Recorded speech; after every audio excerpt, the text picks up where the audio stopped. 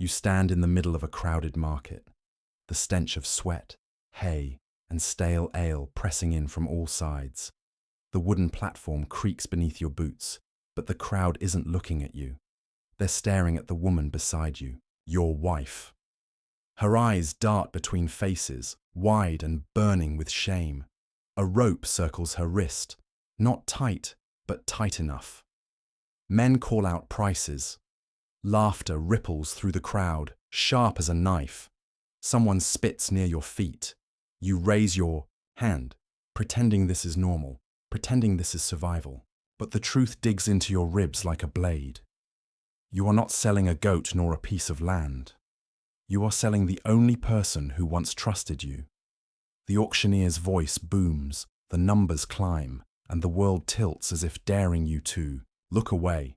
You tell yourself it's just how things are done. But deep down, you know this is a horror dressed as custom. You might end up with a kinder man than the one who brought you here. Or you might find yourself in an even worse situation. But here's what terrifies you most. This isn't illegal. This isn't some back-alley crime or desperate act of madness. This is in the twisted logic of your time, your best chance at freedom, your only chance at divorce. Before diving into these forgotten stories of survival and suffering, if you enjoy learning about the hidden truths of history, consider hitting that like button and subscribing for more content like this. And please comment below to let me know where you're listening from. I find it incredible that we're exploring these ancient stories together from different parts of the world, connected across time and space by our shared curiosity about the past. In 18th and 19th century England, lower-class peasants, unable to afford church divorces, resorted to public wife sales, which had no legal effect but were often accepted by the community. You find yourself in the middle of a bustling marketplace. The smell of roasted meat, damp straw, and spilled ale hangs thick in the air. Chickens flap beneath carts. Horses stamp nervously, their hooves clattering on uneven cobblestones. Somewhere nearby, a bell rings, marking the hour, but no one pays attention to it. The crowd is here for something more thrilling than the price of turnips or the weight of a loaf of bread. You glance down at yourself, and your heart clenches. There is a rope tied around your wrist, not tight enough to cut your skin, but tight enough to make sure you can't slip away. The rope trails upward to the hand of a man whose face you know better than any other, your husband. His knuckles are white as he grips it, his jaw clenched as if he's about to haggle over the price of a stubborn cow. Around you, laughter rises, cruel and eager. "Look at her!" someone jeers. "Still has some years left on her bones." Another voice adds, "Hope she comes with a good recipe for stew." The words sting, but worse than their laughter is the way they refuse to see you as human. To them, you are a commodity, a body to be bargained for, just another line item in the great inventory of poverty. The marketplace has always been the center of life. Here, people trade wool, tin, eggs, gossip, and now, wives.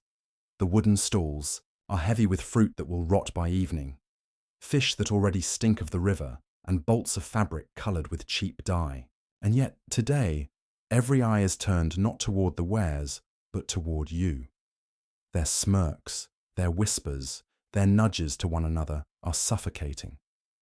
Your husband clears his throat, straightening his back like a man who's about to make an important proclamation. He raises your arm slightly, lifting the rope so that everyone can see. "Here she is," he bellows, his voice carrying above the din. "A wife in good condition, healthy, strong, still young enough to bear children." The words make your skin crawl. You bite the inside of your cheek, fighting the urge to shout, to thrash, to make a scene. But what would that do?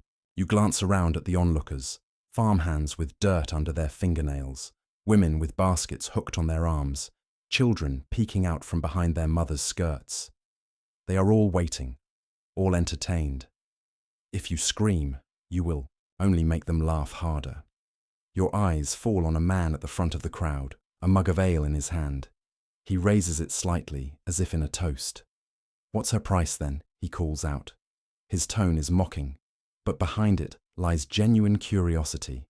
Your husband grins, and in that moment, you realize how little you ever knew him. You married thinking he was just another poor man struggling to survive, like everyone else.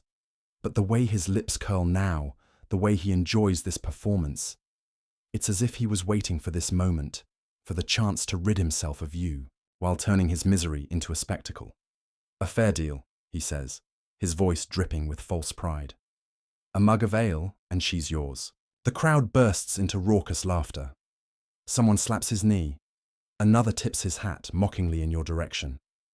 The man with the ale takes a long, deliberate sip, then smacks his lips as though savouring the taste of your humiliation.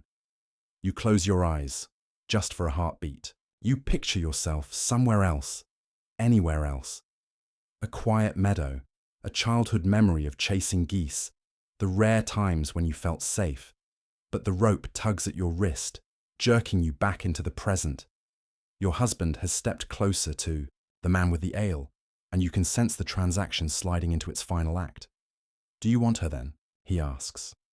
The man's grin widens. He sets the mug down on the edge of a cart, sloshing amber liquid onto the ground. He pulls a few coins from his pocket, clinking them together. The sound is sharp, metallic, final. He places them on the cart, beside the mug, and suddenly the air feels heavier. It is done. You stare at the coins, then at the ale, then at the faces of the crowd. You want to demand whether this is all your life amounts to, a drink, a handful of pennies, and a joke for them to tell at dinner. But your voice lodges in your throat. Your body moves without your permission as your husband thrusts the rope into the stranger's hand. The man takes it with relish, his fingers brushing against your skin. His grip is firm, more confident than your husband's ever was. He yanks. You forward a step, and the crowd roars with approval.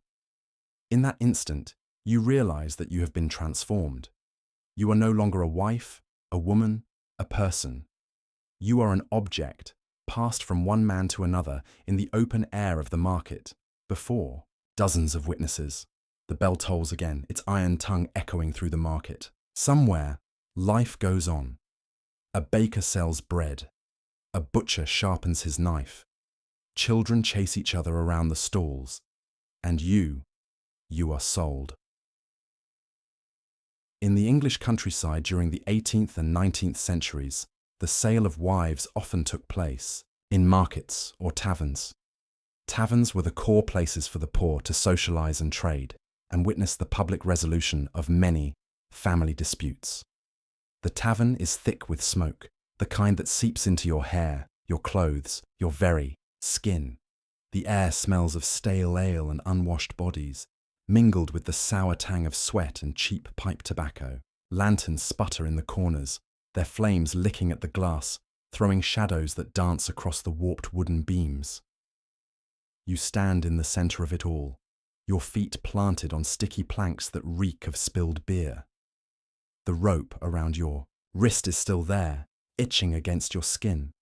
Your husband, the man who once held your hand in a churchyard, who once promised to share his bread and his burdens, now holds that rope like a leash.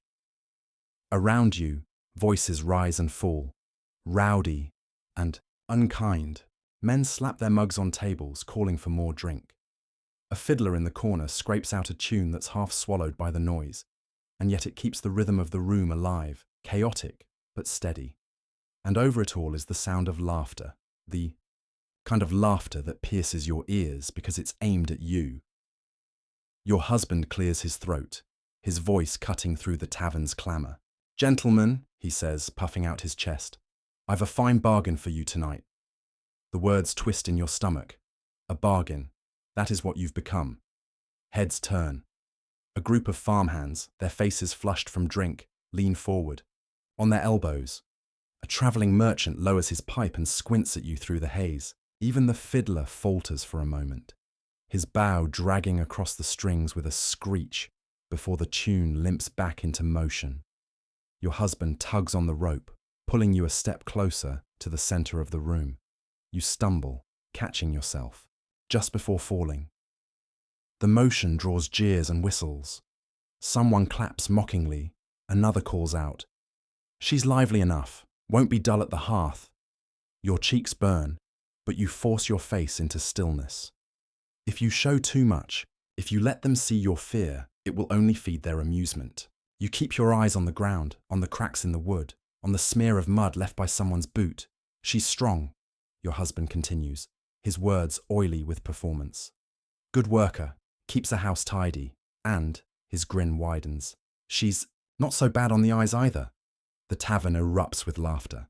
The farmhands nudge each other, the merchant chuckles, and somewhere in the back, a man pounds the table as if this is the best entertainment he's had all week. Your throat tightens. You want to shout that you're not for sale, that no amount of ale or coin can measure your worth. But the room is not listening for your voice. It never was. Name your price, someone shouts.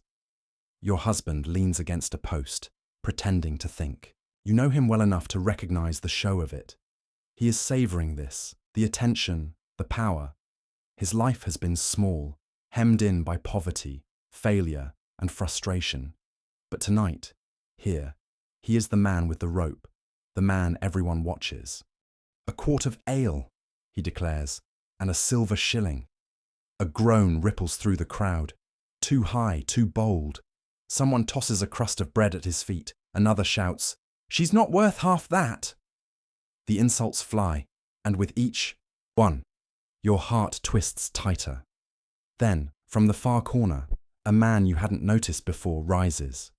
He is taller than the others, his coat patched but clean, his beard trimmed close to his jaw.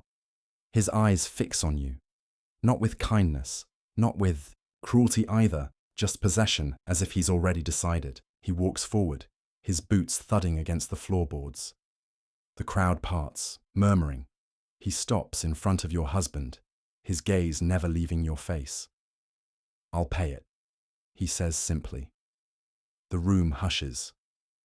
Your husband blinks, then nods quickly, too quickly. He grabs the man's hand, the coins clink into his palm, and just like that, the rope changes hands. The stranger grips it firmly, testing its weight. His eyes are still on you, and in that gaze, you feel the truth sink in. You are no longer your own. You are an exchange, a story told in a smoky tavern, a moment of amusement that will be forgotten by everyone except you. The fiddler's tune stumbles again, then surges louder, as though the music itself is mocking the transaction. Laughter bubbles back to the surface. Tankards are raised, and the tavern breathes again, indifferent to the fact that your life has just been rerouted with the passing of a rope. You swallow hard. Your husband pockets the silver, already turning away from you. The man beside you tightens his hold and pulls you toward the door. The night air outside is cold, biting at your skin, but it is nothing compared to the chill that settles in your chest. Behind you, the tavern roars with another round of laughter, another round of ale, another song, and you are gone from it, swallowed into the shadows, carried into a future you never chose. On market days in rural England, besides livestock and grain, crowds would occasionally witness wife trading. This practice was not legally recognized, but due to the lack of divorce avenues, it was considered a quasi-legal practice by many, even attracting onlookers. The sun is already high when you arrive at the marketplace, its warmth pressing down on the cobblestones, making the dust rise in shimmering waves. The air hums with the sounds of bargaining. Farmers shouting the prices of their sheep, women haggling over bushels of apples, children darting between stalls with sticky fingers and mischievous grins. But today, the market has an extra draw. You feel the rope again, rough against the tender skin of your wrist. Your husband holds the other end firmly, guiding you through the crowd as though you are another animal for sale. People glance, whisper, then turn to stare openly. You can feel their eyes on you, heavy and merciless. At the center of the square, near the livestock pens, he stops. He clears his throat, loud enough to grab attention. Traders pause mid-bargain, their voices faltering. Heads turn, one by one, curiosity building like a tide. "Step right up," he bellows, his tone mimicking the auctioneers you've heard before. "I've got myself a wife, healthy, able, and ready to be another man's burden." The crowd erupts into laughter. A farmer throws back his head and guffaws, slapping his knee. A group of young boys snicker, elbowing each other. Even the EE. Older women look on, some with pity, others with a resigned shake of the head. You want to melt into the stones, disappear into the cracks between them, but the rope tethers you, keeps you exposed. Your husband raises your chin with his calloused hand, forcing your face toward the crowd. "See? She's strong enough. Carried water, chopped wood, bore me no children, but maybe you'll have better luck."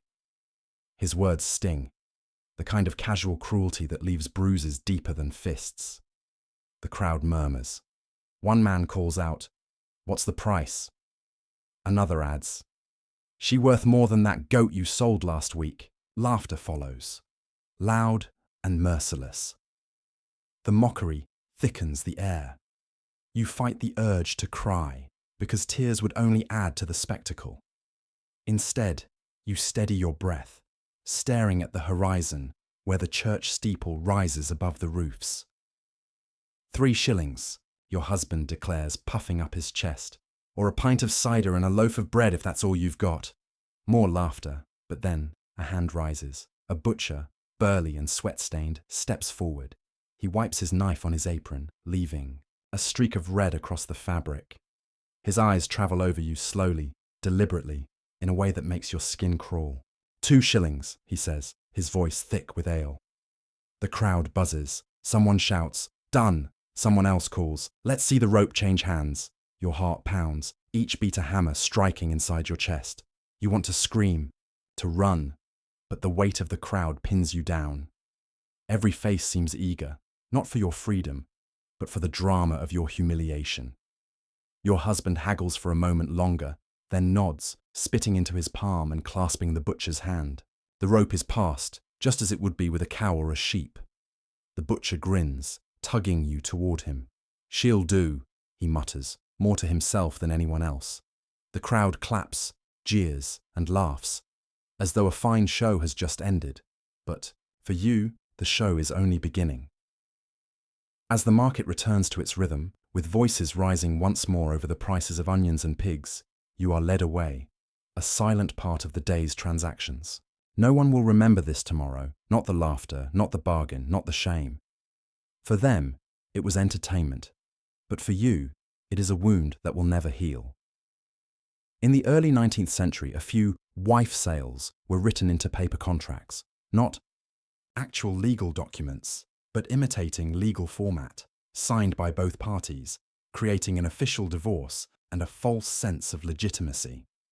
The winter wind bites through the gaps in the tavern shutters, carrying with it the smell of smoke and the dampness of half-melted snow. You sit at a rough wooden table, your wrists resting on the splintered surface, as voices swirl around you in drunken chatter. The tavern is crowded tonight, farmers warming themselves with ale after a day trudging through mud, merchants haggling over debts even as they drink, and young men trying to laugh loudly enough to forget they have nothing in their pockets. But all the noise seems far away, muffled, as though you are listening from underwater. Your husband sits opposite you, his cheeks flushed from drink, his breath sour with cider. In his hand, he clutches a sheet of paper already stained with drops of ale. On it are words written in clumsy ink, the letters uneven as though the quill itself resisted being part of this charade. "Best make it official," he says, his voice loud enough for the others to hear. "So no one can claim. I've cheated. A fair deal on paper." He smirks, holding the paper up for the crowd to see. A hush spreads briefly, curiosity pulling their attention away from dice games and tankards. A contract, even a mock one, makes the transaction more theatrical. You lower your eyes to the table. The grain of the wood is worn smooth in places, scarred in others. How many other desperate bargains have been struck here? How many lives changed with the passing of a coin or a handshake? The landlord leans in, wiping his hands on a greasy cloth. "Need a witness, do you?" His eyes gleam with amusement. He is not shocked. He is entertained. A man from the crowd calls out, "Read it to us, then. Let's hear the fine terms of this noble contract." Laughter ripples through the room, and your husband obliges, clearing his throat with mock dignity. He reads aloud, stumbling over words he barely understands. "I, Thomas," he pauses, puffing out his chest, "do hereby relinquish all claims upon my wife Margaret, to be sold into the keeping of James Miller." He gestures at the man standing nearby, the buyer whose hungry eyes have been fixed on you all evening, for the sum of 5 shillings, to be paid in full this night. Signed and witnessed in good company. Applause breaks out. Tankards are lifted. Some whistle, others jeer. The words echo in your skull, dull and heavy, like stones tumbling down a hill. 5 shillings. That is the value of your years of marriage, of every meal cooked, every shirt mended, every night endured in silence. 5 shillings. Enough to buy a lamb or two, maybe a month's rent on a room, maybe a barrel of cheap ale. Your husband dips the quill in ink and scrawls his name with a flourish. Then he slides the paper toward the other man. James Miller, tall and broad-shouldered, with calloused hands and a grin too wide, takes the quill and adds his own name beneath.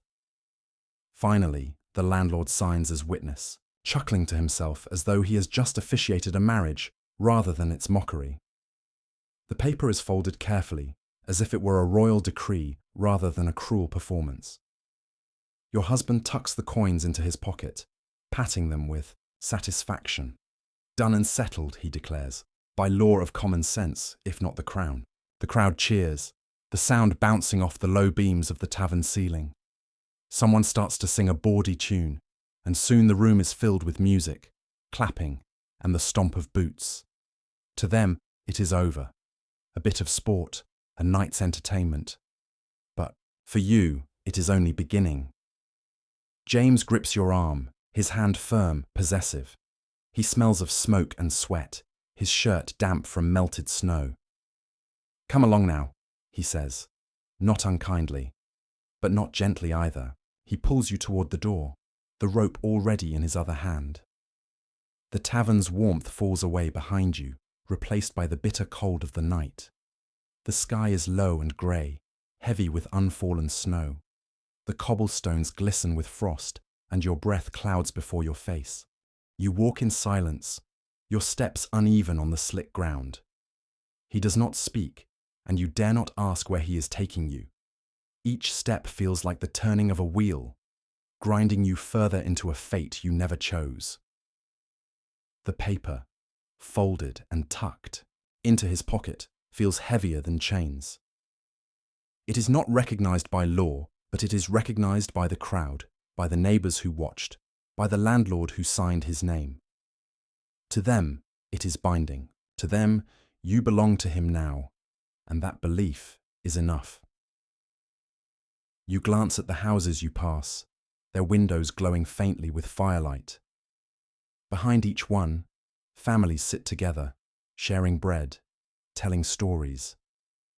None will open their doors to you tonight. None will question the paper in his pocket. At the edge of the village, the fields stretch out in darkness, the frost glittering like 1,000 eyes. He finally speaks, his voice low and steady. "You'll work hard, but you'll be fed. Better than rotting with him." You wonder if that is true. You wonder if this is deliverance or simply another prison. The wind howls through the hedgerows, rattling the branches. You pull your shawl tighter around your shoulders, but the cold seeps in anyway. It will always seep in, no matter how thick the fabric. Behind you, the tavern still echoes with laughter. Inside, the paper lies ink-stained and smug, a testament not to justice, but to cruelty disguised as legality. And tomorrow, when the market square fills again, people will talk. They will speak of the bargain struck, the contract signed, the woman sold as though she were cattle. They will shake their heads, laugh, maybe even nod in approval. But they will not remember your name. only the contract, only the price, only the spectacle, and you will carry that paper's shadow for the rest of your life. The weekly market was not only a place for buying and selling sheep and grain, but also a hub for socializing and spreading rumors. Wife auctions were often scheduled on market days to ensure a large audience. This publicity made the sale not just a transaction, but a performance, amplifying the humiliation felt by the women being sold to the extreme. The winter fog clings to the ground like a living thing, crawling between the boots of the crowd that has gathered in the village square. You are there, standing at the center of it all, the rope around your arm tethered like a leash. The coarse hemp bites into your skin, each fiber scratching a reminder of what this morning has already taken from you. Your dignity, your privacy, your very self. It is market day, and the square hums with noise, the clatter of hooves as farmers bring in their wagons, the creak of wooden stalls opening, the hawkers shouting the merits of their goods. Chickens squawk from cages, pigs grunt, children weave between skirts and boots. But the usual rhythm has been interrupted today, and you can feel it. The air tastes different when it is charged with spectacle. Your husband stands proudly beside you, the rope's other end coiled in his hand like he's presenting livestock. His smile is smug, his shoulders squared as if he were about to sell the finest cow of the season. Behind him, a small cluster of neighbors mutter to each other, their faces tight with judgment or hungry for gossip. All here now, he calls out, his voice carrying above the bustle. All here for the auction. Heads turn. Farmers wipe, their hands on their trousers.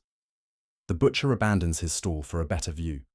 Even the constable lingers, his face expressionless, neither approving nor interfering. That silence is louder than any shout. You feel every pair of eyes on you, eyes that weigh, measure, assess. They are not curious about your feelings, your fears. They are calculating your worth, not in words of kindness or compassion, but in shillings and pence. The rope tugs as your husband steps forward, pulling you onto the raised platform used for livestock sales. The wood beneath your feet is slick with frost and mud tracked in from the pens. Somewhere nearby, a pig squeals, the sound sharp and desperate, too close to your own heart's rhythm. Here she is, he says, lifting the rope high for all to see. A good worker, decent cook, and strong enough for the fields. Been with me near 10 years, and now I've no more use for her. Laughter breaks out among the crowd. Not cruel, not sympathetic, just laughter, the way people laugh. At a market jest, a few men step closer, their hands behind their backs, their heads tilted like they're examining a horse's teeth. One calls out, "What's she fetchin' then?" Your husband raises his voice, the showman now. "Start at 3 shillings. Isais." Murmur runs through the crowd. Some nod, others shake their heads.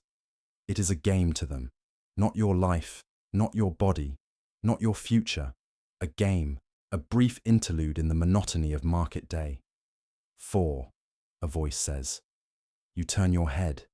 A man, in a brown coat with patched elbows, his face weathered by years in the fields. He looks at you without cruelty, but without kindness either. 5, another shouts. This one is younger, his boots scuffed, his grin wide. He enjoys the bidding, the thrill of competition, not caring for what or who is at stake. The numbers climb slowly. 6, 7, 8. Each call makes your chest tighten, the rope around your arm heavier. You wonder what happens if no one bids high enough. Do you go back with him? Do you stand here again next week, paraded once more like unsold cattle? At 10 shillings, the bidding falters. Silence stretches, the crowd shifting, murmuring. You can hear the hiss of someone spitting into the dirt, the creak of a wagon rolling past. For a moment, you hope. Perhaps it will end here. Perhaps no one will want to pay more, and you will vanish back into obscurity, forgotten. Then, from the back of the crowd, a voice cuts through. 12. Every head turns. The man who steps forward is taller than most, his coat finer, his boots polished despite the mud. He walks with confidence, his chin high, his gaze fixed not on your husband, but on you. 12 shillings, he repeats, his voice steady. And no more. The crowd murmurs approval. A good price, respectable. Your husband nods, satisfied, and spits into his palm, extending it toward the buyer. The man takes it, their hands slapping together in the ritual seal of agreement. The rope is passed from one to the other.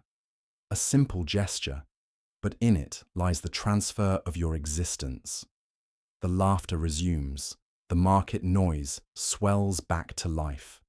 Chickens, pigs, merchants, gossip. To the crowd, the spectacle is over.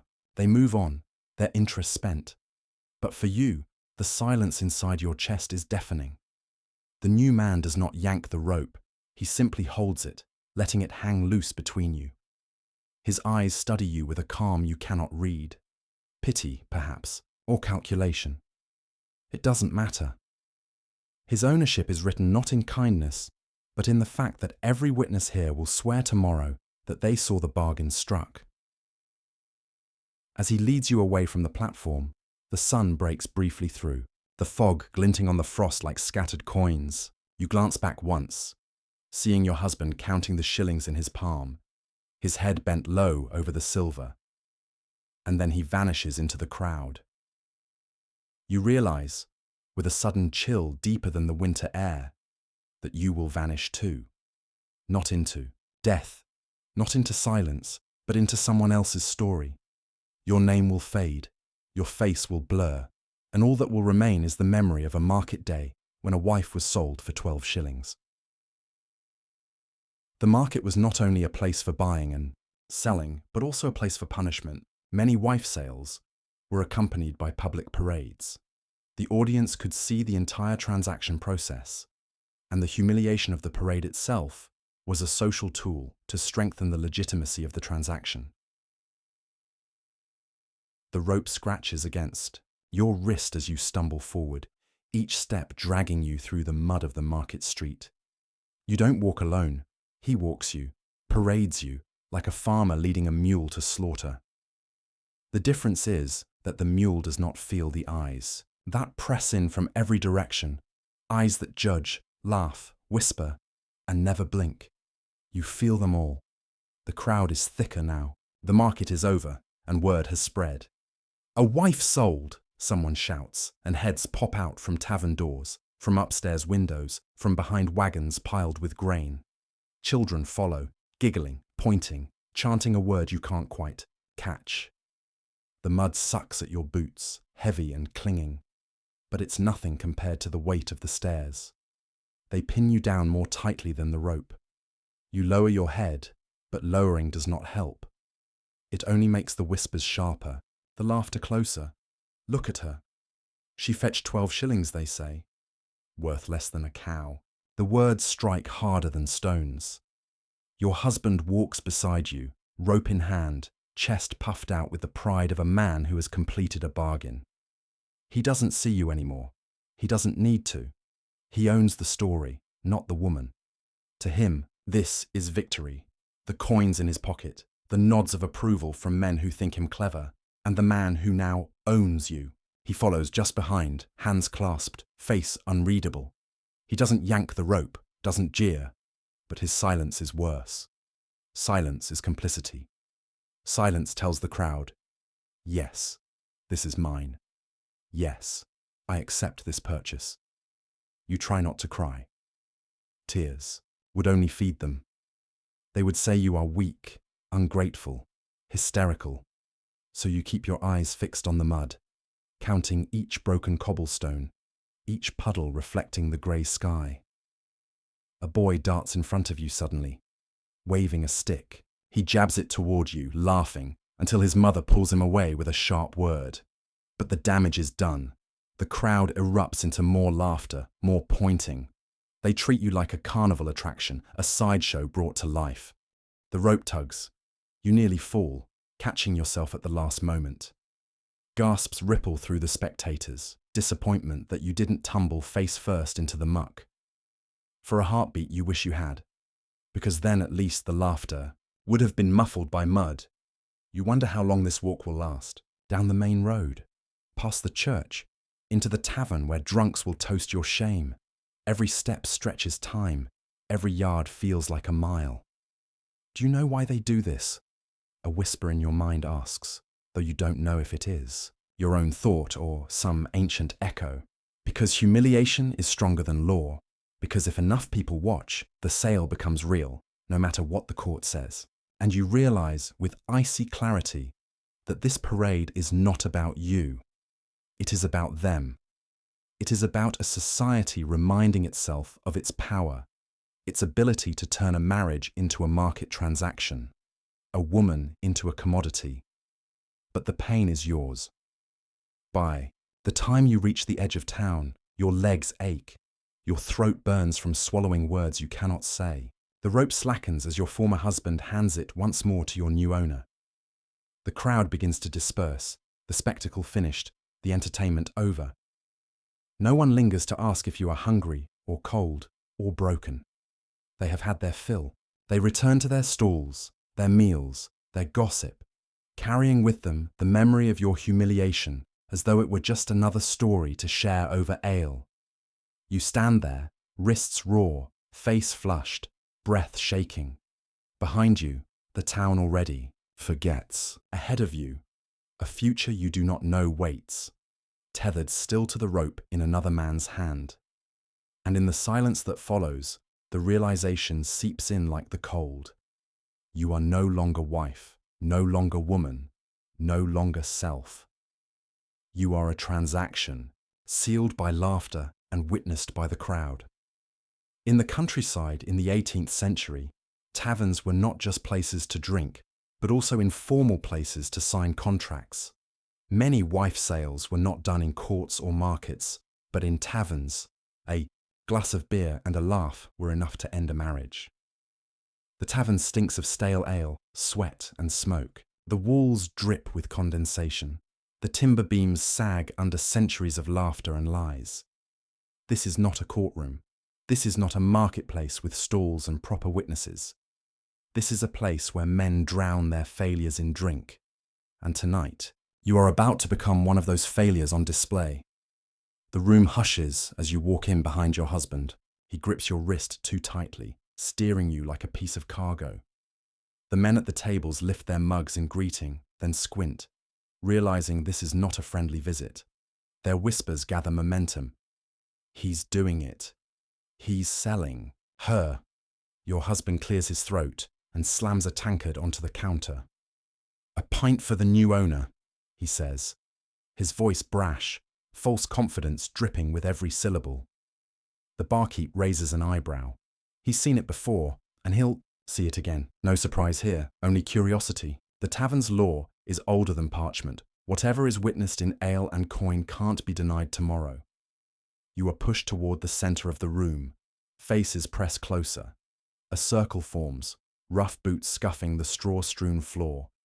The buyer is already there. A man you barely know, with a crooked smile and a handful of coins that flash in the firelight. He tips his hat mockingly, as though this were some polite courtship. Your stomach twists. This is theatre, a play performed for the tavern audience, and you are both actor and prize. The men laugh and shout suggestions. "Start her at 6 shillings. Add a pint of porter, and I'll bid 7. She comes with that bonnet, might raise the price." The buyer slaps his coins onto the counter. Silver rattles, and the barkeep counts aloud, his voice serving as the solemn witness no judge will ever be. Your husband nods. The transaction is almost done. You feel heat rising to your face. The tavern's smoky haze clogs your lungs, makes each breath shallow. You want to scream, but your voice catches. Would it matter if you did? They would laugh louder. They would say, "A feisty one, worth the money." The rope, always the rope. It dangles now from your husband's hand, waiting, to be passed like a leash from one owner to the next. And then comes the ritual, the mockery dressed as legality. Your husband raises his tankard, drinks deep, and smashes it down empty. The buyer does the same. A toast, a promise sealed in alcohol, binding not just the men, but the humiliation itself. The crowd cheers. The deal is done. But for you, the moment stretches into an eternity. You see every face, every smirk, every gleam of satisfaction. These are not strangers anymore. They are witnesses to your erasure. Tomorrow they will retell the tale. She was sold at the tavern with a pint to wash it down. Your new owner takes the rope. His grip is firm, not cruel, but final. He tugs once, testing the weight of his purchase. The tavern explodes into laughter and applause, coins clinking onto the tables as bets are settled on how much you would fetch. In that cacophony, you feel yourself split. There is the you who once believed in vows, in permanence, in being more than a line in a tavern tale. And there is the you who stands here now, no longer a wife, no longer a person, but a bargain. You think of how quickly it happened. No law clerk, no priest, no parchment. Just ale, coin, and laughter. That is all it takes to dismantle a life. And as the buyer leads you out into the night, the tavern's door swinging shut behind, you hear the barkeep call out, "Next round's on the husband. Oh, sorry, the ex-husband." The roar of laughter follows you into the darkness, an echo that will cling long after the tavern's smoke fades from your hair. Because history remembers laws, people remember taverns, and the tavern's memory is merciless. In medieval England, wife-selling was sometimes staged as a public ritual, often held in markets. Though not recognized as formal law, it became a symbolic act that communities tacitly accepted. Crowds would gather not unlike at a livestock auction, and the performance carried weight precisely because the community treated it as binding. The smell of livestock hits your nose first. Damp wool, manure, hay that's been left too long in the rain. You step into the bustling marketplace, boots slipping slightly on the mud churned by hundreds of feet. Stalls line both sides, bright with cloth, leather, and the pale gleam of pewter. Voices rise and fall in a constant hum. Sellers hawking, onions and salt, buyers haggling over the price of a piglet. But today, the crowd isn't pressing forward for vegetables or ale. Today, they've gathered for something else, something darker, though everyone pretends it is ordinary. You feel the tug of the rope on your wrist. It chafes against your skin. You glance down, and the truth is there in coarse hemp. You are not a wife today. You are livestock being led to the block. Your husband grips the other end of the rope tightly, knuckles pale, jaw clenched. He doesn't look at you. He doesn't have to. Everyone knows why you're here. The ritual begins with an announcement. A crier, sometimes hired, sometimes just a loud-mouthed neighbour, bellows, "A wife for sale! A wife, sturdy and strong, fit for household work." The words echo off the timbered walls of the market stalls, and heads turn. Children climb onto barrels to get a better view. A farmer wipes his hands on his breeches and nudges his friend, curiosity flickering in his eyes. A group of women fold their arms, lips pursed, some angry, some amused, some simply resigned. Your husband pulls you toward the wooden block where livestock are shown. He ties the rope short, so you stand awkwardly beside him, your arm tugged. High, your body forced to stillness. The crowd presses closer, forming a ring. Their breath mixes with the smells of beer and sweat, an invisible fog closing in around you. A man calls out, "What's her price then?" Another laughs. Does she come with a dowry, or just debts? The words sting more than whips. You want to shout, to deny, to remind them that you are flesh and blood, not a heifer or cart horse. But you remain silent. You know the rules of this ritual. Silence is safer. To resist is to give them more sport, and they already think of you as sport enough. Your husband clears his throat. He names a price. 1/2 crown, perhaps less. The sum is absurdly small, worth less than the pig tethered 3 stalls down, and yet men in the crowd nod, weigh the offer, consider. You see their eyes move over you the way they measure a mule: height, build, teeth, strength. Every detail of your body is an economic calculation. Then comes the bidding. One man offers a few shillings. Another raises him, laughing as though this is a game of dice. A third makes a joke about how you'll nag less than his current wife. Each laugh slices through you like a blade. You wonder if this is the moment. You will break, scream, spit, fight, but you don't. You stand, because standing is all that is left. The rope tightens again. Your husband jerks it upward as if to remind you who holds the tether. For a moment, you meet his eyes, and in them, you see not cruelty but something emptier: relief. He is not selling you because he hates you. He is selling you because it is easier. The ritual makes his abandonment look like a contract, like order instead of chaos. He will leave this market a free man, and you will remain bound by a new rope. The bidding rises. A butcher, heavy-set and ruddy-faced, offers the highest price. The crowd murmurs approval. A man known for his wealth always wins, even if the price itself is meager. Your husband nods, agreement settled. The butcher steps forward, grasping the rope. His fingers brush yours, not tender, but claiming. He yanks the knot free from your husband's hand, and just like that, the deal is done. Medieval justice sometimes blurred into open torture. Strappado was one such punishment. The victim's hands were bound tightly behind the back, and they were hoisted into the air by a rope. Unlike ordinary whipping or pillory, this method specifically attacked the shoulders, tearing joints apart while leaving no external wound. It was both a spectacle and a statement. Punishment that looked deceptively simple, yet destroyed the body from within. The chamber smells of damp stone and mildew, a cavernous silence broken only by the scrape of boots on flagstones. You are marched forward, wrists already bound tightly behind your back. The cord bites into your skin, every step tugging it tighter, until your fingers tingle with the numb ache of trapped blood.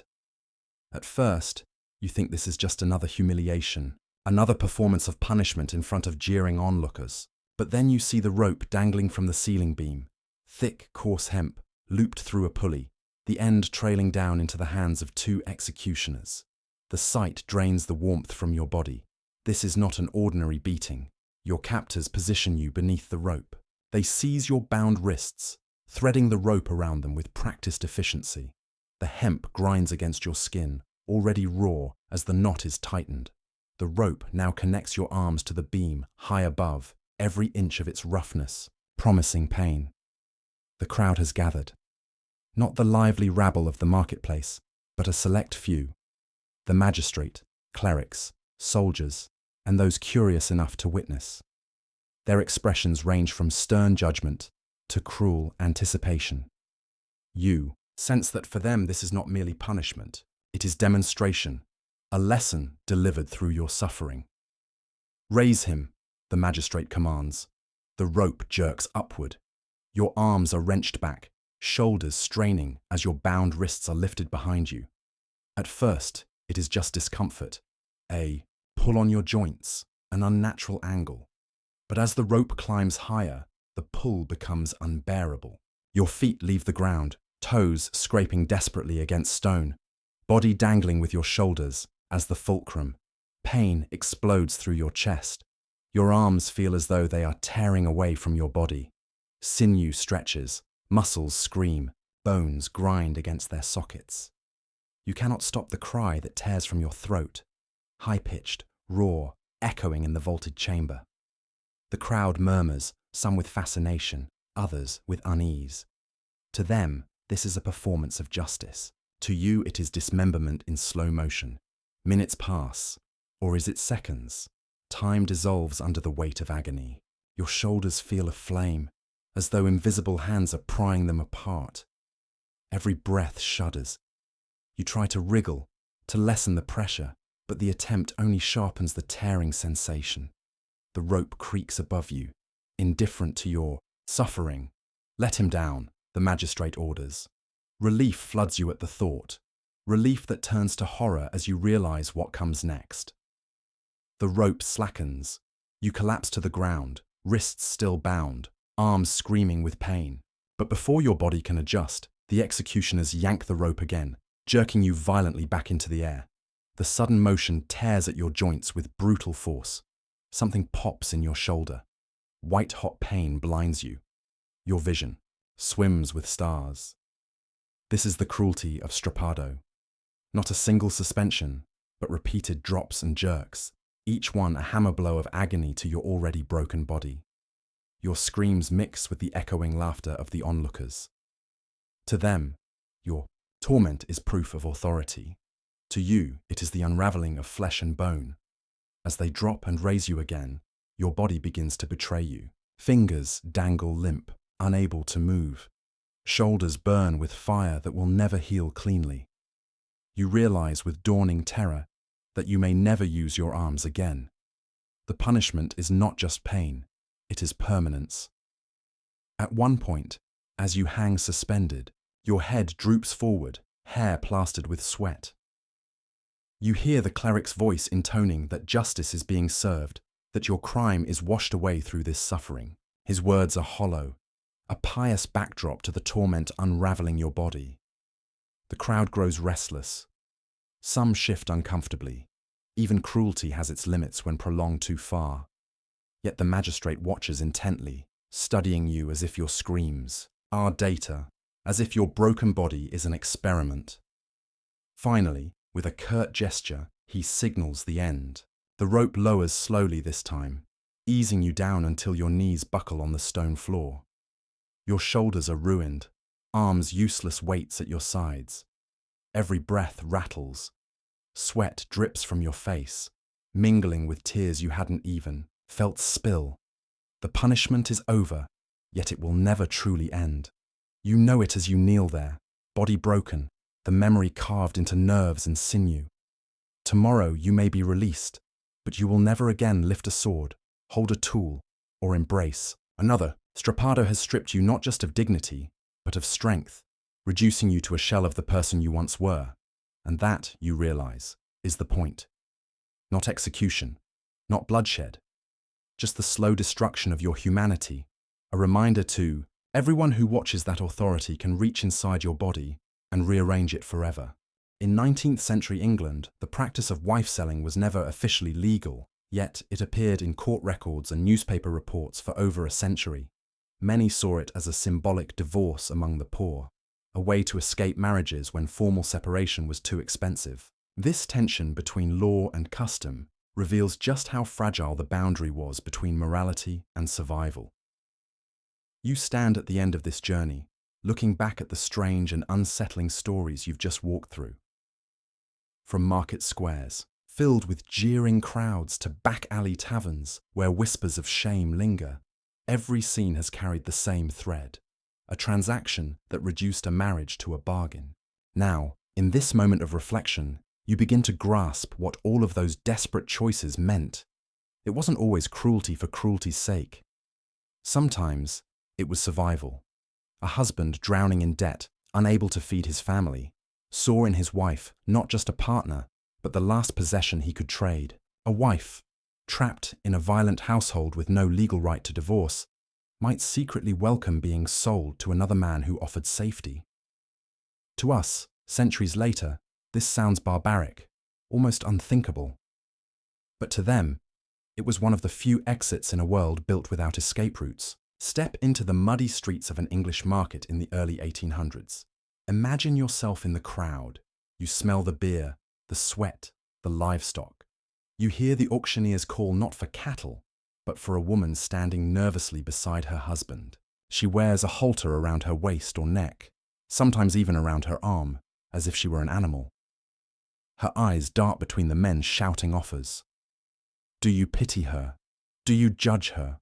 Or do you realize that she too may have agreed to this humiliating spectacle because it was the only way she could be free of him? Here lies the horrific truth. Wife-selling was both a prison and a key. It humiliated women, stripping them of dignity, reducing their humanity to coin. And yet, paradoxically, It sometimes gave them the only chance at escape in a society that had slammed every other door shut. You, standing in that square, would feel the contradiction burn. Was this cruelty, or was it a crude form of agency? Think about what you've seen across these tales. Each sale was more than a transaction. It was a performance, a ritual that the community watched. The crowd wasn't just present, they were participants. Their laughter, their jeers, their clinking mugs of ale turned private despair into public theatre. And isn't that the cruelest cut of all? That misery became entertainment. That survival became spectacle. That a woman's future was decided, not in quiet conversation, but in the shouting chaos of a marketplace. Pause for a moment. Imagine yourself as the woman's child, standing small among the crowd. You don't fully understand what is happening, but you know something is ending. Tomorrow, you may wake in a different bed, with a different man called Father. Your mother's face, already pale with fear, will become a memory carried in whispers. The sale of wives was never just about husbands and wives. It reshaped families, severed bonds, and taught the next generation that lives could be bought and sold. Now, shift your gaze. Imagine yourself as the husband. You've failed to provide. The farm is failing, the creditors circling. You drink more than you should because it quiets the gnawing fear. And now you stand before a crowd, holding the rope tied around your wife's waist. You tell yourself this isn't cruelty. You tell yourself it's mercy, that she will find a better home, that you will have one less mouth to feed. But deep down, you know the truth.